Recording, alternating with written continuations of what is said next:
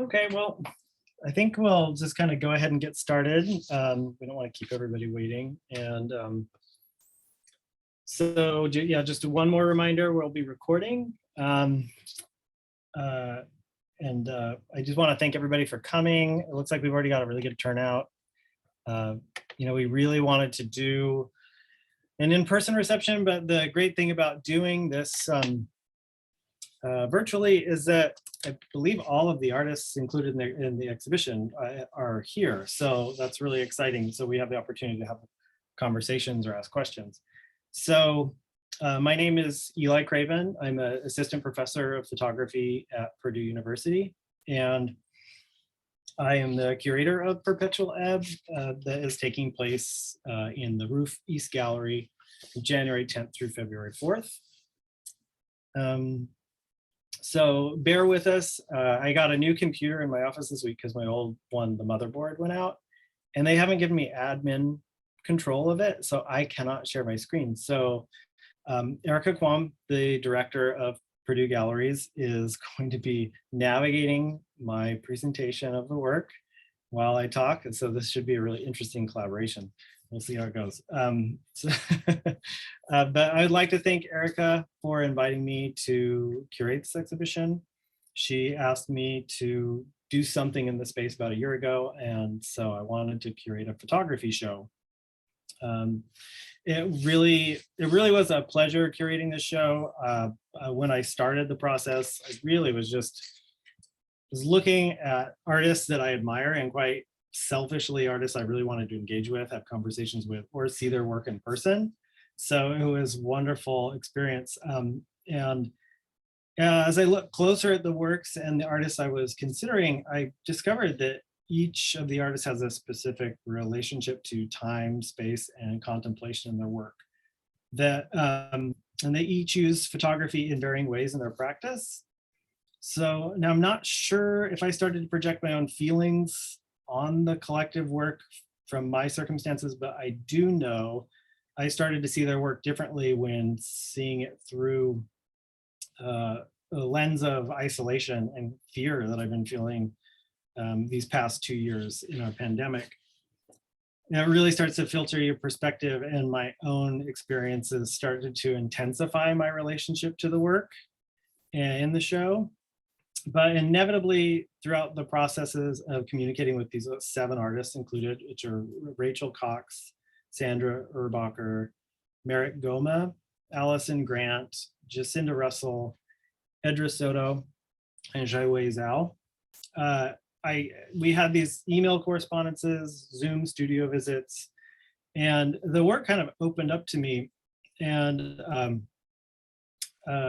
I started to feel that they were all communicating in some form of interaction with a physical, mental, or psychological space that really stood out to me. And like a continual exploration of troubling subject matter, or at least continuing threads of maybe investigating like climate change, death, grief, belonging, identity, or just an inability to alter a course of action. So the final selection of artworks you'll see in Perpetual Ebb, I feel the artists are working through these timeless problems or never-ending concerns or repeatable patterns. And it's all sort of painted with the emotion tied to the times that we're living through, at least through my lens. So with that being said, I believe all the artists are here. And what I was really hoping for this talk event, reception, whatever you want to call it, is we could kind of look through images of the work. We can look through images of the installation views. I'll introduce each of the artists. And then I would love it if attendees have questions for the artists or have responses to the work, and we could engage in conversations with the artists, much like a panel discussion. Or at the very least, if the conversation's not rolling, I can ask questions of the artists as well. We can just kind of hear what they have to say about their work or any responses to the installation in general. So we can continue. So yeah, it's in the Roof East Gallery through February 4th. This was just a quick little back of the postcard.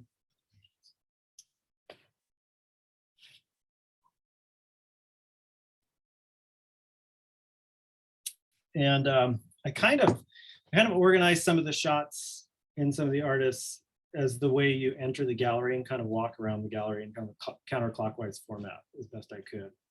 So as we move forward, the first artist that you encounter as you walk into the right is Alison Grant.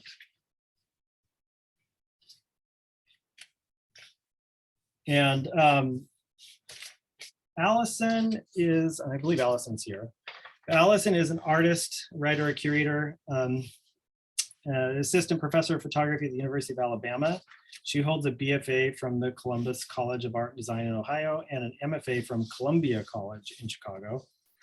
Recently, she was included on the Silver List published by the Silver Eye Center for Photography in Pittsburgh as one notable recent achievement.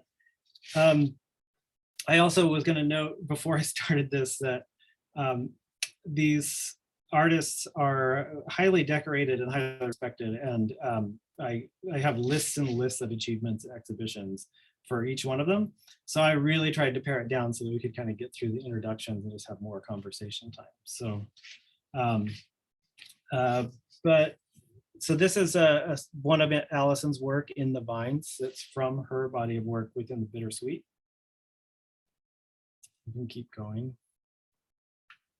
That's the installation view in the exhibition. And then there's a few selections from the installation, and as the installation moves around, the next artist that you encounter in there is Edra Soto. Edra Soto is a Puerto Rican-born artist, curator, educator, and the co-director of the outdoor project space, The Franklin, in Chicago, Illinois. Soto holds an MFA from the School of the Art Institute of Chicago and lives and works in Chicago. And there's quite a few upcoming projects in the works for Soto, but one is an exhibition at the Hyde Park Art Center in Chicago, Illinois, coming up in 2023. And then as you continue around the room, we also have Sandra Erbacher, is a German artist living and working in New Jersey and New York. She earned her MFA from the University of Wisconsin-Madison and a BFA from Camberwell College of Art in London. Also holds a BA and MA in sociology from Goldsmiths College in the University of London. And Erbacher has exhibited nationally and internationally, including at Spring Break NYC and the Atlanta Contemporary Art Center.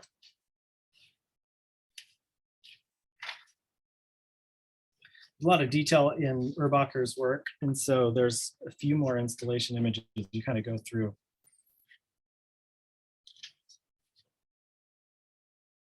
And then the next artist, once we get through Sandra's work that's right next to hers, is Jiawei Zhao, who is a Chinese-born photo-based artist living and working between New York City and Beijing.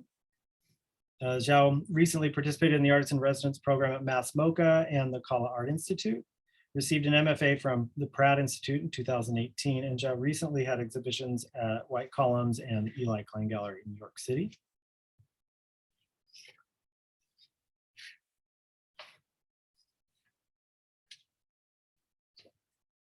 And then you can see Jacinda Russell's work next to Jiawei there in the corner. And Jacinda Russell is a conceptual artist, primarily working in photography, installation, and bookmaking. Born in Idaho, she received her BFA from Boise State University in studio art and her MFA from the University of Arizona. Currently, she lives in Indianapolis, Indiana, and is an associate professor of art at Ball State University. In 2017, she was awarded the Photographic Arts Council Los Angeles Research Fellowship at the Art Center for Creative Photography. And I believe the work she did for this exhibition also is traveling as soon as the show's over. When we start talking, we'll have to find out more about that. And then coming back around to the front of the gallery is Merrick Goma, who is from Manistee, Michigan. Lives and works in New Haven, Connecticut. He's represented by the Jack Tilton Gallery in New York City and is currently the inaugural Joyce C. Willis Artist in Residence at the Amistad Center for Art and Culture. And Goma's exhibition will open in January 2023 in the Amistad Center galleries. And then last but not least, back around the other end of the gallery is Rachel Cox, who holds an MFA in photography from the University of New Mexico. Cox's work has been featured widely in the US and abroad in multiple museums and galleries and is widely published. She currently lives in Iowa City, Iowa, where she is an assistant professor of photography at the University of Iowa. Her work is currently on view at the Devin Borden Gallery and the Cincinnati Contemporary Art Center in the group exhibition, The Regional. And the exhibition will be traveling to the Kemper Museum in Kansas City, opening in early June.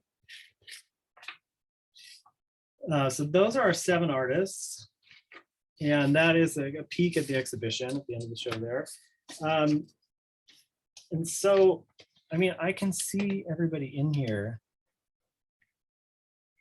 And I would love to just, you know, open up and have a conversation with these people. I was really, I mean, honestly, we wanted to have an in-person reception. I was a little bummed to know that I wouldn't be able to meet with everybody and have this conversation. So, and Zoom is really awkward. And but I do have questions that I would like to open up some conversations with people if they're willing to talk. And then if any of you in the chat, as we're kind of flipping through the work, have questions or would like to know more about their processes or the content, please feel free to post questions in the chat and we can relay those questions and kind of keep the conversation going. So, is Allison here? Yes, hey. Hi, Allison. Welcome. So I don't know, I just thought we would go back through and start kind of at the front of the gallery the way I had it set up. Allison was actually one of the first artists that I was really considering in the project.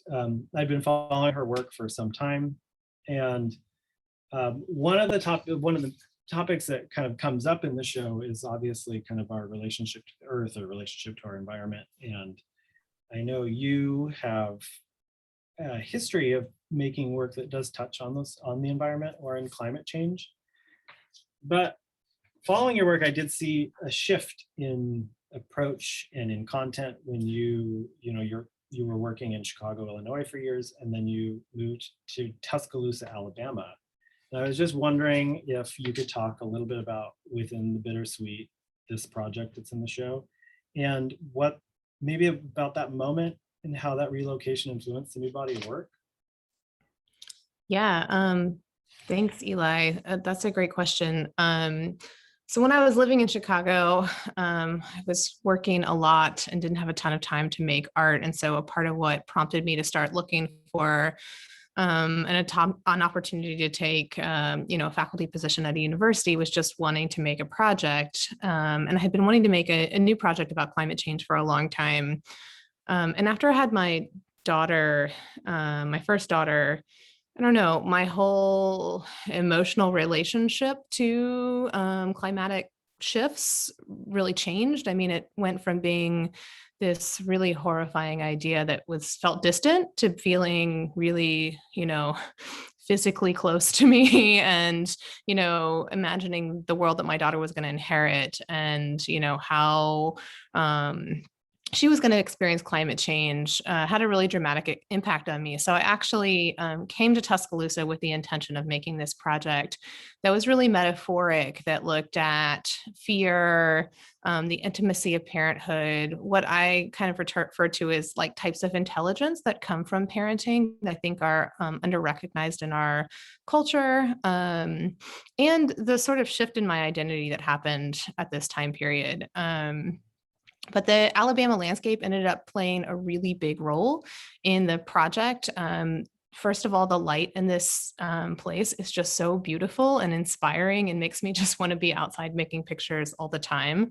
But also there's just this incredible biodiversity, intensity of plant life that is really different in the South than it is in the North. There's flowers blooming almost every day of the year. So it is this like really beautiful feast for the eyes, but it's also a very aggressive, there's an aggressive feeling to the plant life and to the wasps and to the to everything here. So that picture in the vines that you showed, it's a picture of my daughter and my mother in wisteria. And I think when you see it projected, or when you see it on the computer screen, it looks quite lovely and seductive, but in person, the vines have a much more intense sort of aggressive feeling to them. And so that's something that became a part of the work as well. And then as I was making this work, and it was so much about metaphor, I was looking for ways to kind of tie it to something that felt a little bit more direct or real. And if you go to that image that's called a chemical fire near my children's school, this one. So I was thinking about how to do this in this work, and I was going to pick my daughter up from school and saw this giant chemical fire right by her school. I hadn't realized that there was a facility there that handles a carcinogen called pentachlorophenol, and it's like 800 feet from the playground of the school. And when it caught fire, there was a shelter in place order when I took this picture. So that experience really opened my eyes to the present and caused me to start to look at the landscape we live in and to think about how chemical and fossil fuel industries are actually operating in direct proximity to my family. And I started to think about climate change and some of these industrial processes that are manufacturing the substances that are causing climate change as these entwined issues related to human health and well-being that could be and needed to be addressed simultaneously. And so from there, I started, kind of weaving these types of pictures together, thinking also about over time, my daughter's identities they've gone from being infants who are really lovely, but don't have a lot of personality or being to becoming, I now have a 7-year-old and a 4-year-old. So they're becoming who they are. And my relationship to my own identity has shifted over that time period too. So it's also about them playing in the woods just like I did as a child, discovering who they are, discovering this place, with climate change sort of simmering in the shadows of those processes. Thank you so much. That's perfect. I didn't have to ask any follow-up questions to keep you going, which is awesome. But so well put. And it's interesting, like with a lot of the work in the show, the way I kind of naively thought what I thought I knew about the work, because I'm kind of seduced by the beauty of the pictures, and this goes for a lot of people in the show. And then I start to kind of digest and analyze, and then it's so much darker underneath all that beauty, and so it really comes through. Yeah, and I don't see, although Edra Soto was supposed to be sort of next, I don't see her here. Is Edra Soto here? Which is fine. I mean, I really wish she was, but it does help. I can just skip right over to Jacinda Russell. I think you're here. Hi, Eli. Because I was thinking of these connections between Allison's work anyway, and your work. And the one big difference is Allison's kind of talking about or documenting like what's happening in her backyard or near her daughter's school. You're looking at something that is much farther away and outside of our like immediate range, something that we don't look at very often, which are these glaciers. And so I know that you did, I know this project I think started with these boat trips to observe these glaciers, and I'm wondering if you can kind of talk about that experience and how these works came about. Sure. I am not a very good photographer at just documenting what the landscape is around me. And I think one of the major things that I like to do is just catalog it in a way that I could use it later. And one of the things that I probably don't tell a lot of people, with the vertical image that you see on the right, when I was in that space on that boat, my camera was out of focus, and every single one of the images I took of these places was not sharp. And that was not something that I learned until far after the fact. But it's like I'm always working with the idea of bringing something from a place back to my studio, and then how can I recreate and rework that when I'm back at the house. So a lot of what I do is very much about working with my hands and recreating something from a real space. And I wanted to make sculptures for the first time, and I learned how to make silicone molds. And I really was interested in the idea of the fragility of glass and how it too is just a medium that will be hard to come by when we think of all of the resources that are used to make it through sand and that kind of thing. So looking at the fragility, looking at just the ephemerality of both of these objects, and trying to kind of recreate them in a space back at my house. And I made these silicone molds. I wanted to make sure that I could also fill them with water and freeze them and watch them melt. And I think one of the things that you said, Eli, that's really important to what I do is bringing those things that are far away closer to us here.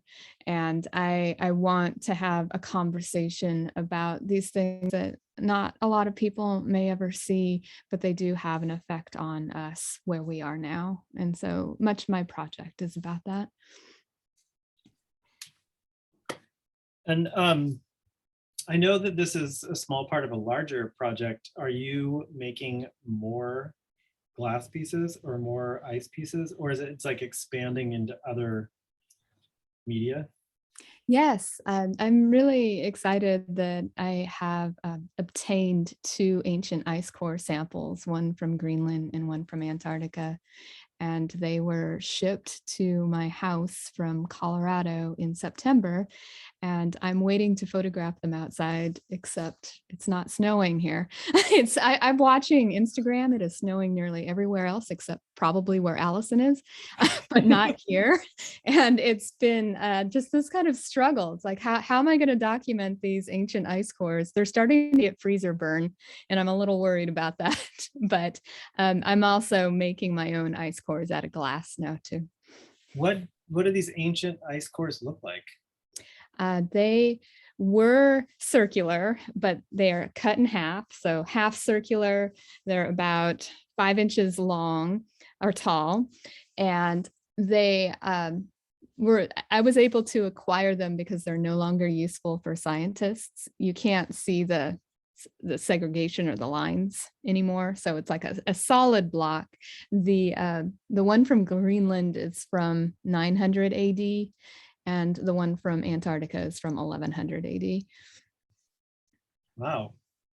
Well, I'll look forward to seeing that then. And then I think you mentioned that this work was new. Some artists in the exhibition, we were really kind of looking at work that was existing, work that fit with what we were talking about. And so, but this work was kind of in generation as we met in studio. So it's brand new. And it's traveling somewhere else after the show? Yes, so it unless the pandemic strikes my shipping abilities and the show no longer happens, it's going to Los Angeles at a project space called A&B Projects next month. Well, I hope it doesn't strike again. It feels like it's striking. That's why we're here. But okay. Thank you, Jacinda. Next, Sandra Erbacher. Slightly different topics, but slightly similar. I mean, there's the thing that I thought that was really interesting. Like, I love the way that plays in the gallery with Jacinda's ice sculptures, and then your crater models. Is a really interesting relationship. And also to, like, I know it's a photography show, but to see the way photographers are making multiples in 3-dimensional forms, or just using, images of a repetitive thing. But so I mean, I look at your work in the show, and I kind of feel like the point is that I can't tell the difference between the images of warfare and natural occurrences. For those of you that are just joining, those 2 large canvases have appropriated imagery of, explosions juxtaposed with images of clouds. So there's mushroom clouds, cumulus clouds. There's innocent and also sinister clouds. And then the craters are depressions that are caused by bombs going off, but also by volcanic activity or meteorites hitting the earth. And so you start to kind of jumble all these images together, and they kind of blur together in a way.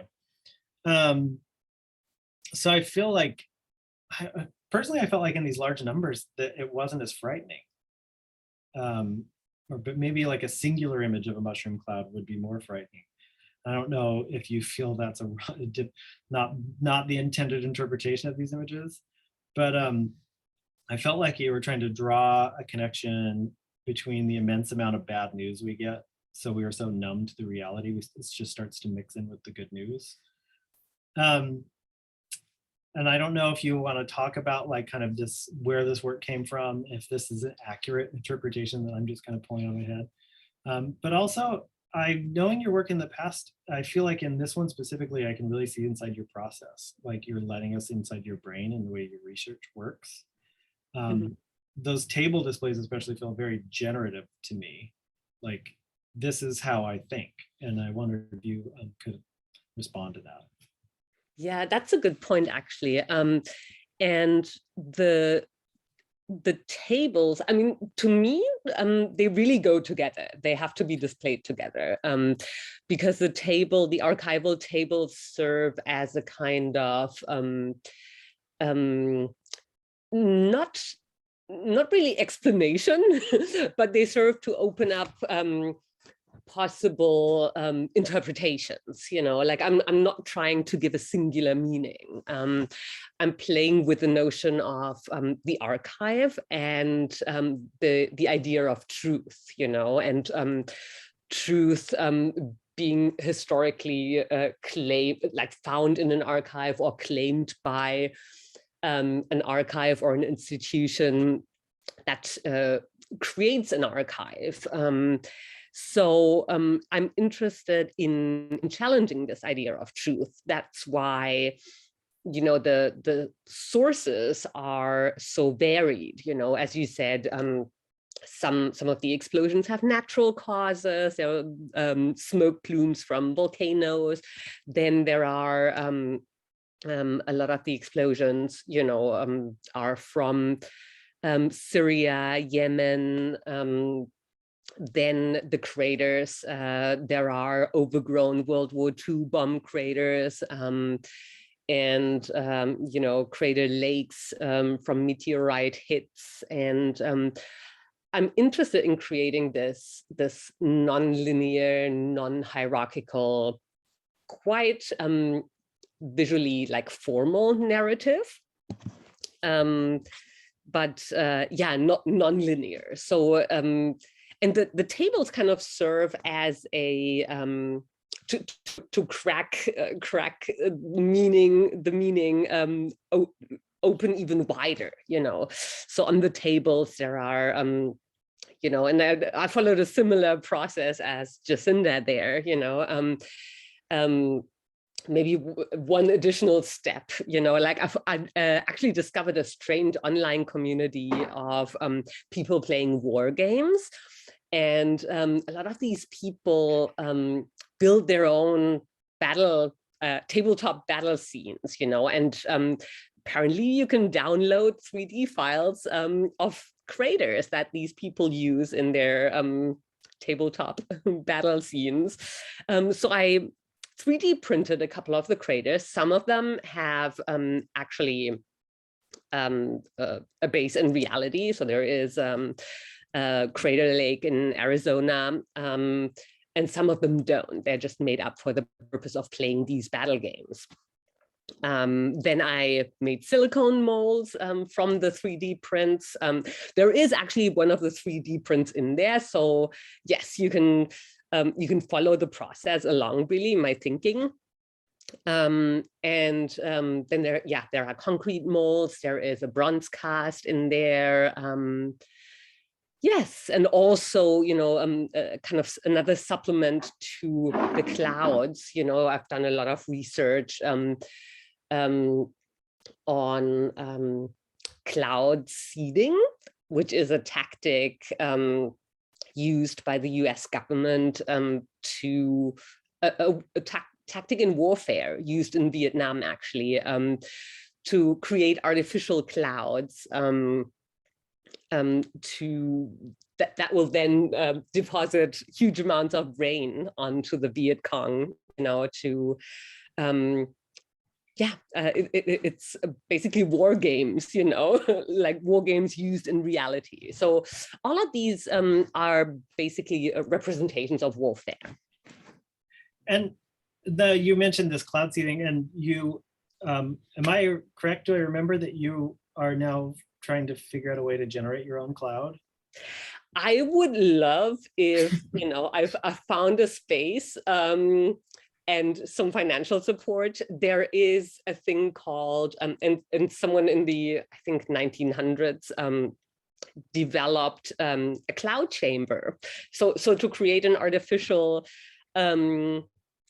situation to generate clouds from, but they're really essentially, I think, atomic particles, charged particles made visible. And I think there is dry ice in play. It's actually quite a simple scenario. You just need hit a science store. I think it's even, I in my research, I realized that there are versions for students to recreate a cloud chamber, but yeah. Okay, thank you. So we're going to shift just a little bit from kind of these bigger ideas in nature and warfare. And so next to Sandra there is Jiawei's work, and Jiawei's here, I believe. All right. Oh yeah. Hi, Eli, I'm here. Hello, welcome. So Thanks. this is a little different in ideas of space and some of these troubling ideas that I think about in the show, but I was wondering if you'd be willing to talk just a little bit. I think you describe these well, but I also see them as these kind of fragmented or complicated self-portraits. And I know in part they're formed from you having to move around a lot, but I wonder if you could kind of talk about how you generate these, some of the multiple processes that go into the generation of these. But I'm also just curious as well, and I know a part of it came from you working in the United States and feeling kind of split between these different cultures, and you're back in China now. And does the work change when you're in a more comfortable space versus an uncomfortable space? That'd be a good question to address, but yeah. Yeah, sure. Yeah, I'm glad to address those about questions you mentioned.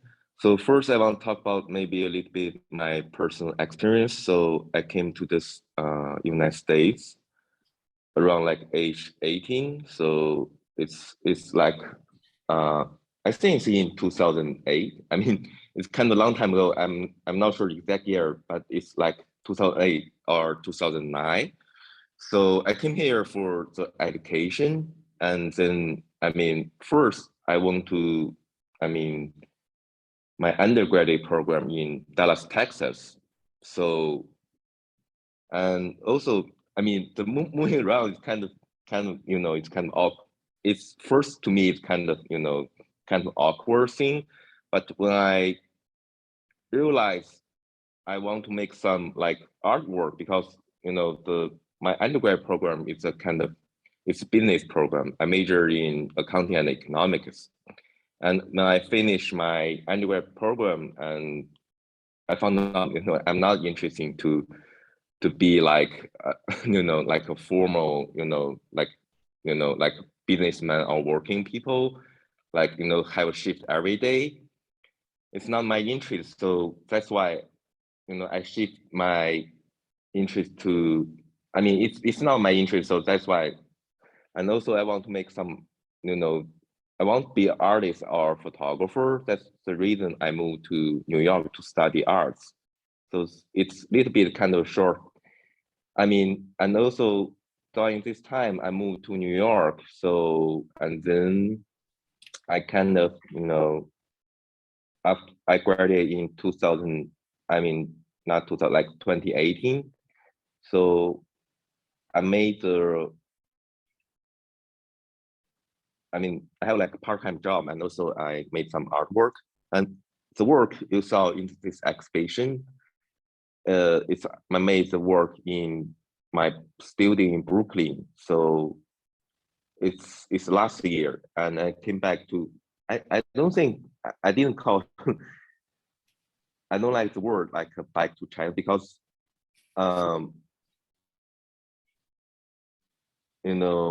I came here to the States around age 18 and have been in States around like 12 years. And then right now I'm in China. It's kind of, it's kind of give me like many experience of like displacement and dislocation, because even, like China is my original like country or where I'm from, but I can also feel, it's kind of a strange feeling, because when I first came to the States in 2008, there's like a feeling it's a like culture shock. But when I am here in China right now, there's give me a feeling of like reverse culture shock. You know what I mean? Like, because I have been like away from home like for like a long time. The reason for me to come back is going between those 12 years, it's because I want to visit my parents and friends. But I'm not like contact with the society, Chinese society for a long time. This is the first time I'm living in China for a while. And also, right now I'm also living in Beijing right now. So this is the first time I can give me a feeling of how I contact with the Chinese society and the culture. So right now I want to talk about a little bit about my work and the process. Like I mentioned before, I made those work in my studio in Brooklyn before I came back to China. So you can see those view. There are some window view. You can see some details. Like those window views is I print out from the the digital pigment printer. But where this window view from is during the pandemic. At the first, I think the first phase, like 2020, in 2020, like in the spring, right? I remember like there's a lockdown in New York City. I live in New York City during the 2020. So in New York City, I don't know like the how the other parts of the United States going, but in New York City, there's a like lockdown kind of order from the city government. So it's not like a requirement, but it's strongly advised everyone staying home, right, and working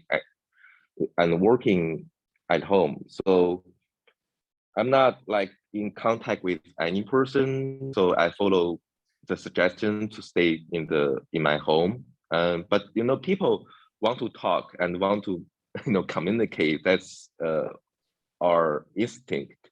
I think everyone want to talk and get some contact. And then I talk with somebody through the social media app. Like you can meet like strangers, So when I know them, like most of them, I think they're like Asian artists living in the state. I mean, living in New York City, or some like Asian like people. They have some maybe similar background with me. So I asked them like, how how they are going, like, because they have like similar experience like me. They're living in the city, and also they're kind of not dislocate, but like isolate themselves from the reality because the stay at home order. So every day they saw the only view from the reality world is it's the window, and also the window view.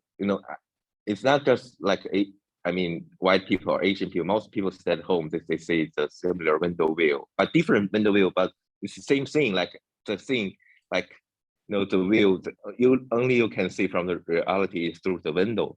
So that's why I ask the window. So those kind of window pictures, it's not from my window, but it's from the people I met online through the social app. So ask them to send a window view to me so that I download the image and then print them out. So that's the window view came from. And also you can see those kind of masks.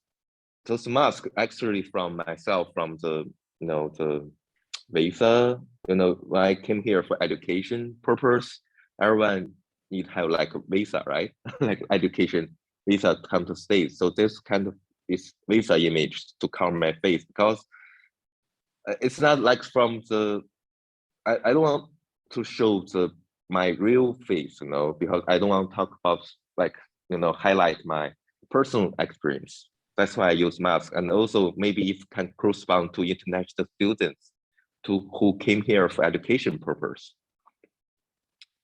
I don't want just to highlight my personal experience, because when people talk about like international students came here to education, especially I don't know how because Eli, you're also like professor at Purdue University, because I think before the pandemic when the world is the normal order, you can see like a lot of Asian students study in the American college campus, right?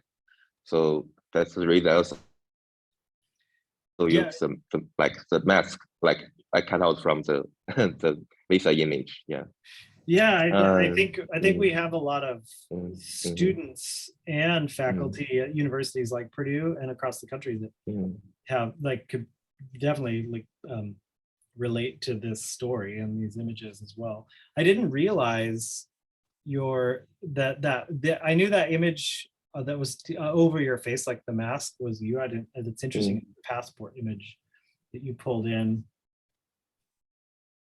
Yeah. And I also didn't know that you had collaborated with other people using social media apps and taking images from their windows in as well. That's so interesting to kind of because that's kind of the way we were communicating when we were in lockdown, or the way we kind of had social interactions is through those apps or through the web anyway. That's really interesting.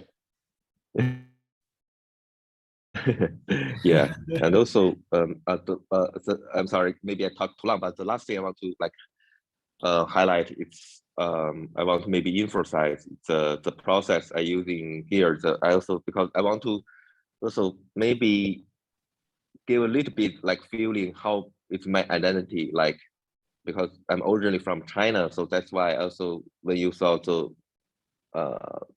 upper work, the first work, there's some maybe you see a lot of white part. It's kind of traditional Chinese paper. I cover the image, right?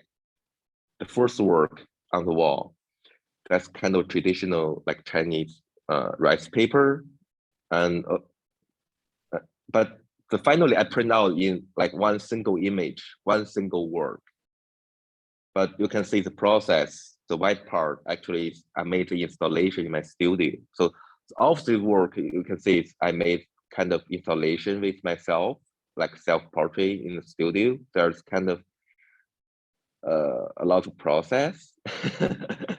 A lot of process. But finally, it's a single one printout work, and also the last but not the least process is through the 4x5 camera. 4x5 film camera.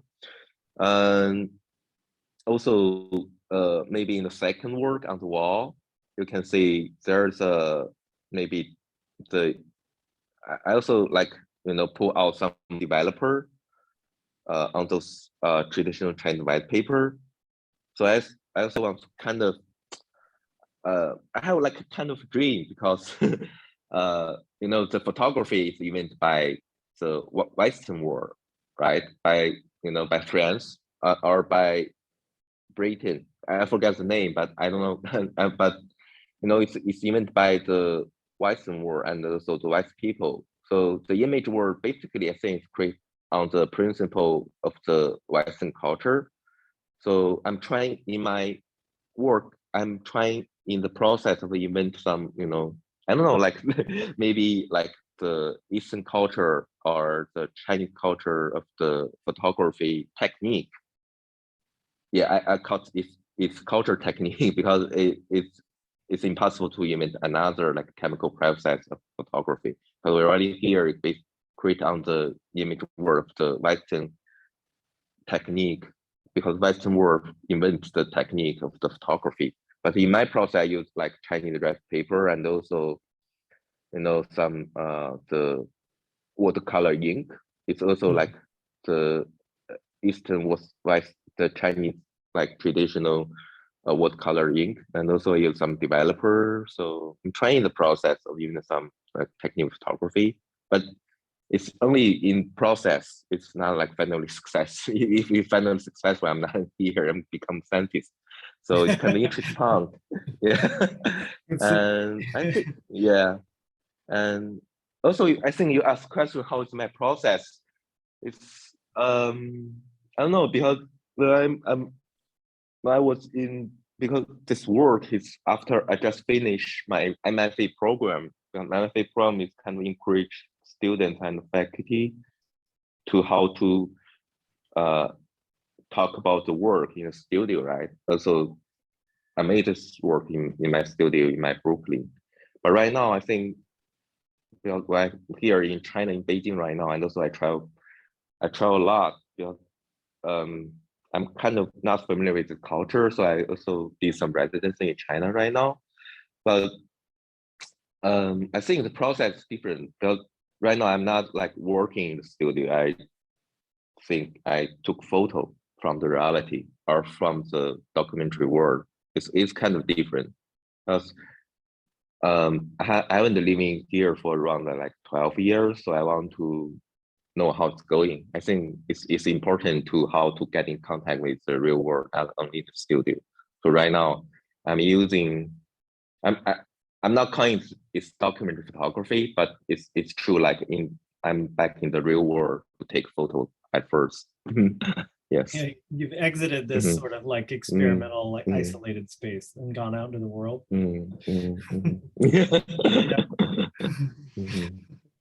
That could be good. Thank you, Jiawei. We're going to move on to our next artist, who is Merrick Goma, who constructs photographs in a different way, but I think in some ways constructs there's a depth to his photographs that I think kind of communicates really well across the way from Jiawei's work.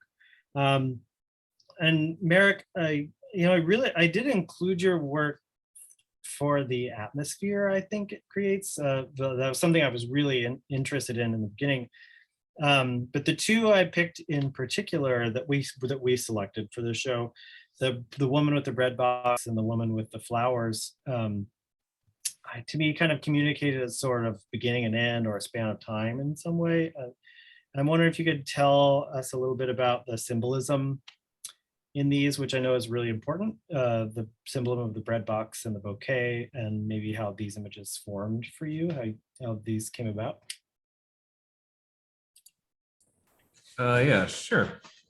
It comes from my series As I Wait, and it was kind of dealing with a lot of moments of transition, both realizing transition within my life and then with people in my immediate sphere's life.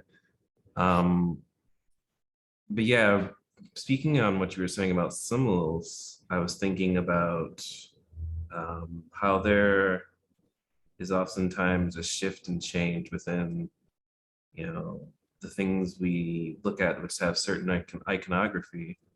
Like one can associate bread being a part of the Eucharist, or one can think about it, as like, I used like a traditional like white bread to kind of think about like it's like can be considered like working class, people who are trying to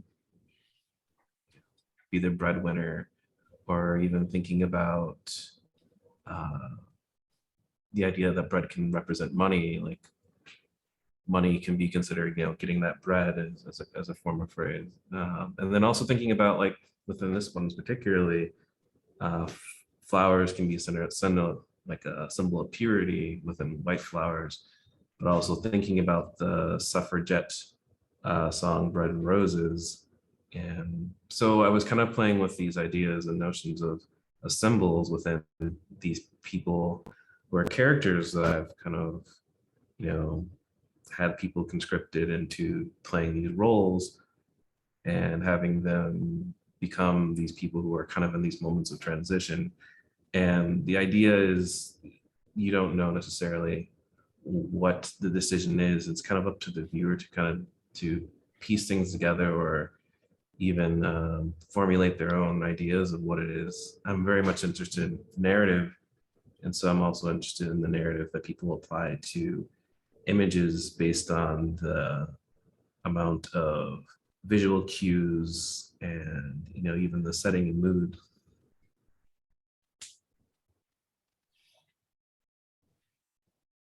And then, so can you tell us a little bit about this one in particular and what you were kind of thinking? I kind of saw these, I definitely placed them very purposely near Rachel Cox's work, and just for like color and mood and tone, but this one also feels so somber, like she's grieving. And so I wondered if you could talk a little bit about that, if that was an intention of yours, or what's the narrative? Sure. This one kind of, to be honest, took on a different role within what I was thinking about, and kind of even started to lead into the next project I was working on after this, where it was dealing with, I myself was dealing with loss at the time, and it was completely going to be something different. And so I think that was kind of really, even maybe in my subconscious, weighing on me. And I thought about shifting this kind of into a direction of thinking about what it is to, the project kind of shifted in my mind, even thinking about waiting. There's a point of, like, when waiting becomes, thinking about what are you waiting for? Even if you have a choice, do you necessarily want to make the choices that you have at hand? And so there is a sense of a tinge of loss within this, and thinking about, are you waiting for someone, or are you waiting for something? Even in my own writings of this, I've left this very open-ended. So there's so many different places I was thinking that this can go. I spent a lot of time more so thinking about mortality in a way. Even thinking within this moment, there's actually, in her hand is a conch shell with roses in it, even though it's really hard to make out. I often do like to hide things and work that are symbolic to me or symbolic to other people. With the conch shell referencing Dutch still lies, meaning a sense of mortality, which is oftentimes takes the place of the skull within a memento mori at times. And even the 10 itself is a reference to me, because the translation of my name in a Nigerian tongue means 10. So I thought that was also funny. I was also born on the 10th. So like I said, I like to hide random symbols, even if they seem, ubiquitous, or they actually don't seem like they have any point behind it. But yeah, it's all about symbols and trying to understand, like, what is the meaning behind each one of those symbols. And things that may seem, like they might be a red herring, may have ulterior motives behind what they're being placed in. Yeah, and they, I mean, they feel very cinematic, like film stills. Mhm. And so in that sense, I totally get that they're meant to be open-ended, like this is just a fragment in time before and after something's happening and we get to fill in the blanks. Yeah, sometimes the objects, especially in this series, as I wait, when I started using more objects, I sometimes even call them MacGuffins. The something that pushes along the idea, which is oftentimes a film idea, like the MacGuffin from in any movie, the thing that pushes along the plot. Nice, that's funny. Cool, well, thank you. I mean, I think this leads us right into our last present artist here, who is Rachel Cox. And so right as you get around to the end here, we have Rachel Cox. And these are selections from her project Morrisina. And from what I understand about these, there are images of funeral homes and spaces of grief. And I from what I understand, they come from a personal space, or at least a connection to your own family's history with death and grief. And I'm wondering, when you're photographing these spaces, or as this project kind of moves on, does it still feel personal, or do you kind of disconnect from your own history, simply observe these interiors and record? And also another question, I don't know if that's really a question, but I'm also curious to know if your interpretation of the work has been changing throughout the pandemic, and so kind of where it came from, how it's progressing, and then how you feel about it now. Okay, thanks, Eli.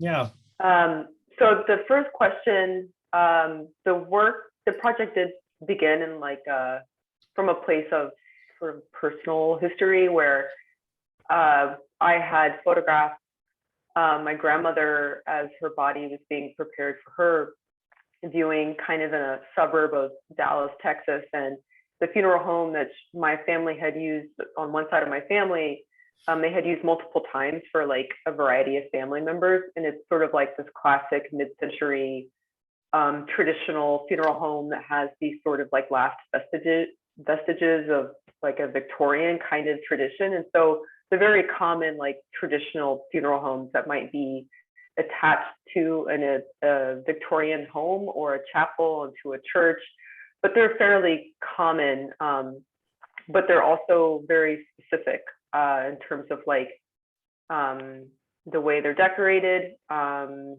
They usually have a particular color palette, and the people who run them are more often than not kind of grandfathered in because their family or their grandfather or great grandmother, they owned the funeral home. So this is sort of like what I came to decide as what my context would be, primarily because that's what my experience is, and that's where I felt comfortable searching for photographs. And so my criteria when I would look for them would be based around that. You know, is it family owned and operated? Kind of what are the like interior stylings? And usually these are outside of large metropolitan areas, or like sometimes fairly rural. And my relationship with the people who own these funeral homes would always begin through email, where I would send them images of previous photographs I had made. So we had a conversation about like what I was doing and what I was interested in doing before I would just like show up, right? And so the thing that I love about people who own their own businesses or make their own crafts or anything like that is that they love to tell you why they're doing the things they're doing. And so like funeral home directors, they love what they do. If you've ever met with someone or worked with them, they are absolutely dedicated, like amazing people. And they want to tell you all about the interior of their like historic space, like the carpet they keep buying year after year, the like, you know, pastel colors that their like, you know, grandfather had put in the 20s, and they're going to keep on like, you know, keep up that aesthetic like as long as they're, you know, alive. And so I love these kinds of stories and these passions, and so that's another kind of bonus for me. And so when I branched out and would find these places and started like moving outside of Texas, and specifically in the Midwest where most of these photographs are located, I would say the personal interest was the seed, and then the images kind of branched out from that, like really by just narrowing in and choosing a particular type of location. So in the way that they developed was more of a formal sort of consideration, like I was kind of narrowing in on a color palette, as well as just like a visual language, right? Like that we all talk about, like, you know, it became a typology. It wasn't a typology in the beginning. It just kind of became that thing. And then I was also interested in making the photographs very minimal. So there's a fair amount of reordering, and I would say like reconstruction in these spaces. They're not necessarily documents, even though they're using that kind of history, that visual history. So I take a lot of things out. With the permission of the people who own them, they help me a lot of times actually move a lot of furniture out. And I'm just like hyping up the existing lighting that's in there through like reflectors or very large sheets of foam core or something like that, or opening a window to let more daylight in on one side or something like that. So there's a lot of crafting of the light, even though it looks fairly truthful, you might say. So where the project kind of ended up is figuring out through a color palette, through kind of minimal design, through also this absence, you know, and the absence is intentional in that it's meant for one to kind of project themselves into and think about their relationships to spaces like this, their relationship to how you process your grief. These spaces are designed for us to like process really complex, difficult emotions, yet they are not designed necessarily with the individual in mind. They're designed for this like mass averaging of what we expect these places to look like, because they're fairly theatrical and kind of over the top, and they feel sort of dated, but they're also very endearing and ornate. And so even though I have my own kind of personal conflicts with them as spaces that will effectively like help me go through, like process through grief, I also recognize that looking at something beautiful or looking at something opulent is helpful to kind of project these difficult emotions onto. And these are things I'm thinking about in, I would say early 2020. I started this project in like around 2017, beginning of 2018. And when the pandemic happened, this was a very odd place to be in as you're making pictures. For a long time, when lockdown happened, you know, you couldn't go anywhere. And maybe middle to end of 2020, I went to a few more funeral homes. I probably went to 6 or 7 or something like this, and it was just an odd place to be in. I went to a few where they were doing Facebook Live ceremonies in like an adjacent room, and that just got to be a little too. It became something that I realized this is like this is a reality of like what's going on with the world and like how these images are changing in this changing world. And I feel like I need to rethink like what I'm saying of these photographs, because you just can't ignore the like global loss of life, right? So I paused on the project, and that's where I'm at right now. I haven't really like revisited it yet because I haven't figured out how to like answer that question for myself. If that makes sense. No, it totally makes sense. And I think I mean, that's, yeah, I think that I could totally see exactly what you're saying. Like, I wondered if it was difficult to keep them going, but it does seem at least awkward. The other thing that I was really interested in, and I hung them this way on purpose, was the one image of the seat, the chair. And that one was of interest to me because I've been to funerals. I've been to my grandfather's funeral, and that's like the seat where my grandmother sat for his funeral. And it feels so different from the other images, even the one next to it that has chairs. It just seems to point so directly at the absence of a figure in that chair. And it's also not in a space, but do you feel that one was different, or are there others in the series that kind of sit on the outside of the space like that one? The little green chair? Yeah. Yeah. Well, that's the only one that's taken outside.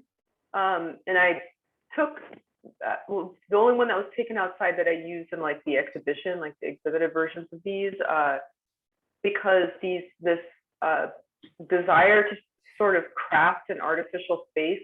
I mean, they take it all the way outside. Like, it's not just interior in the chapels. Like, there's these tents that block off, like, seeing the rest of the world. And that's the same thing that interiors of these spaces do. Like, there's all these barriers and accordion doors and curtains to sort of block off partitions and not see outside windows. And sometimes they block people from seeing other people. Like, so to carry that all the way outside, I just found so interesting. And like the matching of like the green, like vinyl tint that they constructed, and they threw out some like astroturf on top of the existing grass, and then had the green like furry chair covers. Like, it just was so over the top. And, you know, there's a lot of funeral homes have the same kind of setup. They might be different colors, but they can quickly put up a little interior space to have some additional sort of like controlled comfort, I guess, as you're speaking about the person who's passed away, or you just needed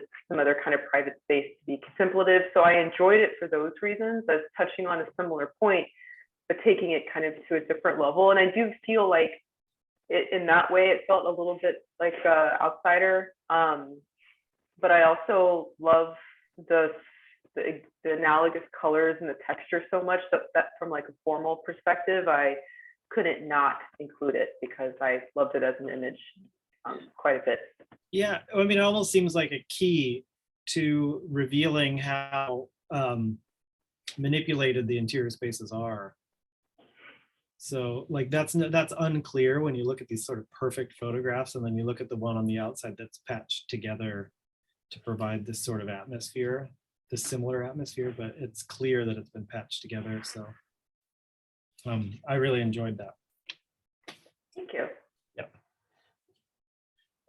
So I think we're going a long time here, so we can probably try to wrap things up. But I just before we wrap things up, I do also just want to, just for the people that are attending and can't see the exhibition in person, the one artist that isn't present is Edra Soto. And so just as an addition, as a big piece of the puzzle in this exhibition, I just wanted to point out that the work was titled Open 24 Hours. We'll get to it here in the slideshow, zip all the way back. And it is a giant commercial banner of one of Edra Soto's still lives of, there it is, these bottles. And so this project began, Edra Soto lives in East Garfield Park in Chicago, Illinois. And the project began with her going on these daily walks with her dogs and just kind of noticing the amount of litter and garbage in that area of the park and on the streets and in the gutters on her walks. And so she started picking them up, but then also started to take notice of the types of garbage that it was. And it was primarily a lot of liquor bottles. So she pays extra attention to the liquor bottles. And in her words, there's a deeper interpretation of the work. There's a connection to observations of a history of cultural marginalization. The neighborhood that these bottles are collected from is traditionally or historically an African-American neighborhood. And so kind of making comments on the care of the neighborhood, the types of the bottles that they are, but also the bottles kind of are stand-ins for her former neighbors or the people of this space or the marginalized people that are kind of forgotten in the neighborhood. But anyway, I wanted to just kind of address that work as well before we exit, because it's a really important work for the show. It's a continual project and it's beautiful. And so I would just like to thank everyone again. Thank you all the artists for being here. Nobody, very good one in the chat said thank you to all the artists for sharing their work, but we didn't get any questions. I actually feel like everybody just, I've just shared so beautifully and fully everything that they shared with the show and what they worked on. So doesn't surprise me. Eli, I just want to thank you. We haven't thanked you yet. Oh yeah, go ahead. I have like an email, you know, and on the phone, but thanks again for just like putting together this awesome group of people. And it's nice to see so many other artists who I love, see their work and like meet new people. And so I'm excited to be a part of it. Thank you. Oh, thank you so much. Yeah, I'm excited. Just everybody said yes. And I'm really pleased with the way it looks in the space. The work communicates beautifully, and it was a great experience. So thank you so much.